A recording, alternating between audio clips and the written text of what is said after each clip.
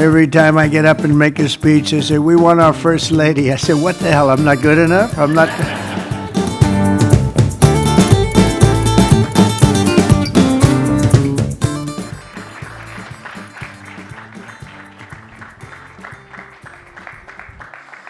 Good afternoon. Please. Welcome to the White House. It is truly inspiring to see everyone gather here together, united in support of this remarkable initiative and community. As I stand here and observe the audience, I recognize the vital importance of each one of you to this mission, to our future generations. In particular, I would like to thank the cabinet secretaries, Congress members, scholarship donors, and various organizations for their unending advocacy. A special thank you to my husband for his enduring commitment to fostering the future. The President has prioritized America's foster care children, and shortly he will sign our Fostering the Future Executive Order. Too many people from foster care community end up homeless, in danger on America's streets. It was 2021 when I developed the idea to establish an impactful platform with an important mission to provide individuals from the foster care community the ability to secure an entry-level job position and, in turn, financial independence. Fostering the Future, a Be Best initiative, provides individuals from the foster care community with technology-based scholarships to attend colleges and universities throughout America.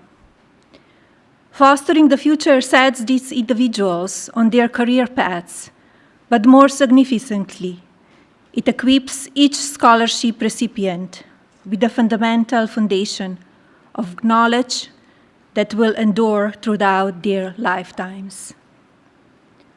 Permanency for those who embody the fleeting. I applaud the American universities that have joined my mission, institutions like Vanderbilt University, University of Miami, and Villanova University. Following graduation, scholarship recipients from my program are prepared to enter the workforce and ultimately become leading executives.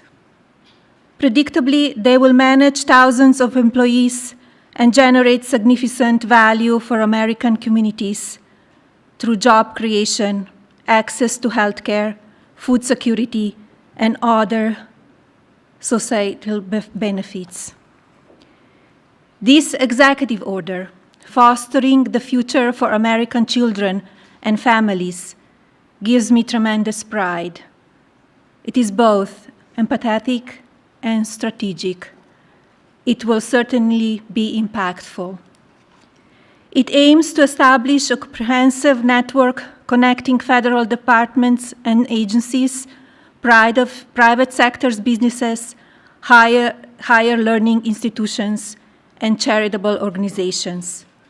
This will create new educational and employment opportunities countrywide. Our faith-based organizations will continue playing a vital and consequential role. My hope, of course, is that this level of coordinated collaboration will sustain. But today, I call on leadership from these various organizations, including the private sector, to join my effort, rise above the ease of inaction. I predict this small spark today will ignite a profound and lasting nationwide movement.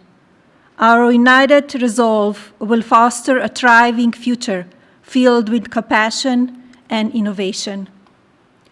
Together, we will illuminate the pathway for today's foster children to become tomorrow's builders. And tomorrow's builders will foster the future of America's legacy. Thank you.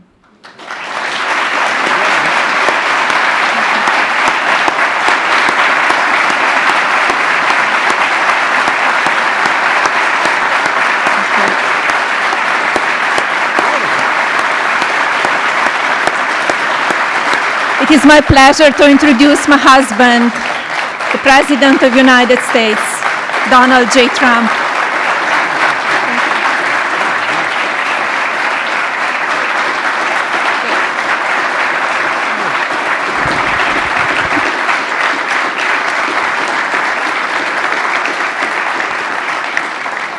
I think it's very good, especially for someone that speaks 5 languages at least. I think that's pretty amazing. I couldn't do it. I couldn't do it. Yes, well, thank you, Melania. And our country is truly blessed to have this magnificent and very caring First Lady. They love her. Every time I get up and make a speech, they say, "We want our First Lady." I said, "What the hell? I'm not good enough? I'm not." But thank you very much. Great job. And it's great the work you do in so many ways. This afternoon, I'm delighted to sign a historic executive order building on the Fostering the Future initiative to make America's foster care system better, fairer, and more effective than ever before. And it's been effective, but it's moving in a very strong direction. All of this has been made possible by Melania's incredible devotion to America's youth. Spends a lot of time on it and loves it, and along with our great Usha, you spend so much time, and what a combination. First Lady, Second Lady, what a combination. Thank you. They do a great job, the two of them. They're amazing women. I want to thank Vice President J.D. Vance and Usha. Thank you very much. Vice President, stand up, Vice President. And he did a big thing today. He's going to be on television tonight with the legendary Sean Hannity, so everybody has to watch. I'm sure CNN loves this advertisement, but he will be. I heard it was a great interview. And Secretaries Scott Bessent. Scott, thank you very much. An extremely non-controversial Secretary, Robert F. Kennedy Jr. But he's right. And Scott Turner, thank you very much. Doing a great job at HELP. And thanks as well to Senator John Husted and Representatives Jason Smith, Darren LaHood, Zach Nunn, and David Schweikert. Thank you all for being here. Thank you, fellas. Great group. We're also joined by countless distinguished leaders in the child welfare advocacy ministry and charitable foundations, as well as so many wonderful young people who have experienced foster care and used their voices to champion needed reforms. And I want to thank everybody for being here. It's an amazing day at the White House. Thank you very much.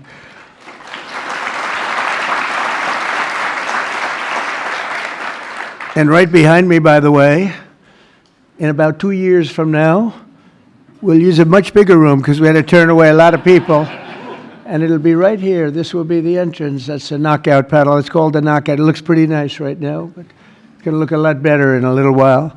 And we're going to go from this room into a room that seats a few more people, and it's going to be beautiful. But I just noticed I happen to be standing here, Peter, and I thought I might as well get you a shot right now, a nice, beautiful shot at the future entrance to something that's really become very popular, the ballroom. They've wanted it for 150 years, and they're getting it, and they're getting the best. It'll be the best anywhere in the world. Each year, more than 15,000 young people age out of the foster care system, and unfortunately, too many struggle to become self-sufficient. The order I will sign in a few moments will provide vital new resources to help young people transition out of the foster care system and live a very happy and a very successful life, very, very successful.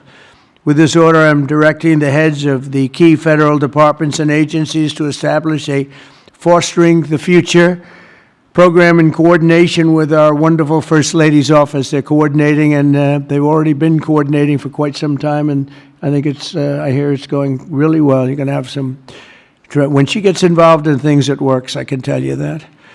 Under this major new initiative, great American companies and institutions will be signing a pledge to invest in teaching, training, and mentoring America's youth who are transitioning out of the foster care system. This will help provide jobs, education, and personal development opportunities to fantastic young people who truly need and deserve them, and they're going to get them. A terrific example of the impact these programs can have is Eric Alvarez from Omaha, Nebraska, who is with us today. Where's Eric? Where is he? Stand up. Good-looking guy. Good-looking guy. Eric and his siblings were placed in foster care for a year when he was 9.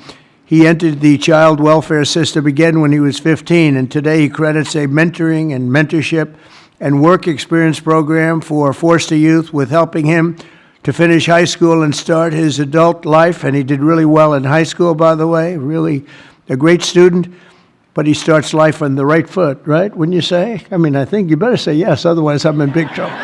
Otherwise, I'm all by myself up here, Eric. That would be...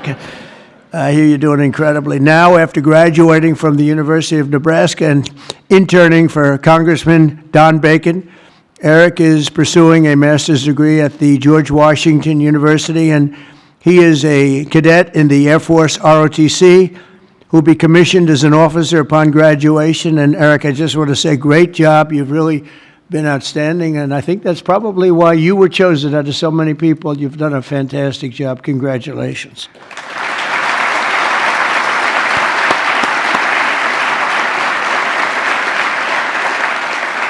The new initiative we're establishing will also create an opportunity for foster youth to take full responsibility of the federal tax credit scholarship program established by the One Big Beautiful Bill.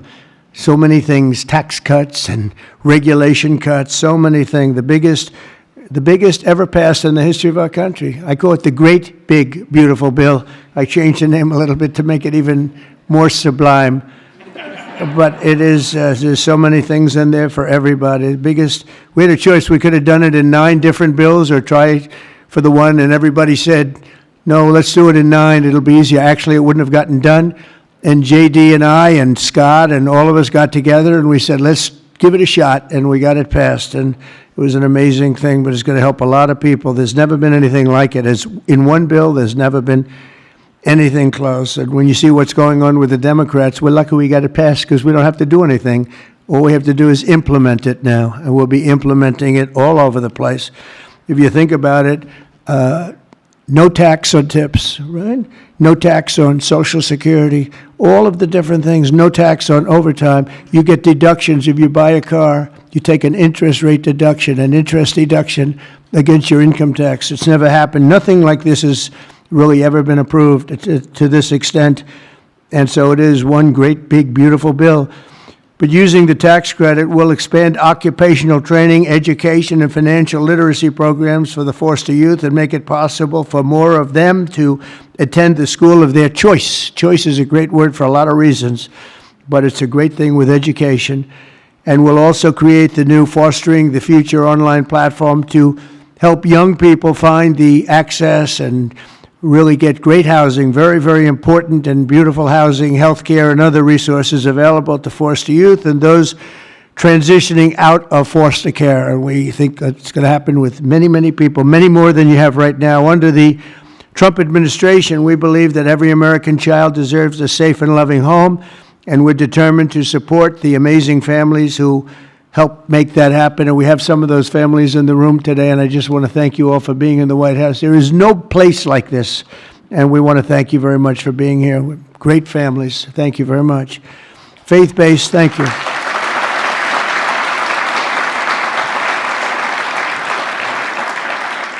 Faith-based nonprofits are the nation's most trusted institutions, interacting with the foster care system and practicing Christians and more. Think of this, more than twice as likely foster care. They'll adopt the general population. They adopt to it so easily. When they get out, they adopt to it just like becomes second nature. It's amazing. Yet radical left policies in states nationwide make it much harder, not easier, for those families to open up their homes. But we're working on that. We're dealing with the radical left. It's not easy, but we're winning, and we're winning big. That's why with the order that we're doing today, we're taking the ridiculous woke policies that discriminate against Christians and families of faith. As president, I will always stand by us. We will stand by our country, and we will stand for religious liberty. So important. We stand for religious liberty. The Bible tells us, thank you. Thank you. The Bible tells us that one of the measures of any society is how it cares for vulnerable children and orphans. So important, and it's so big in the Bible. So as we make America great again, we are going to protect American children in foster care, and we're going to ensure that they will never, ever be forgotten. These children will never be forgotten, and they're going to grow up to be unbelievable, strong, smart, wealthy, productive citizens. So once more, I want to thank Melania for the great job she does, not here only just as First Lady. She's a great First Lady. And I want to thank you very much, honey, and the foster families and leaders here today. You're very special people, and we're going to work together, and we're going to have some absolutely incredible results. Thank you all for being here. Thank you very much. Thank you.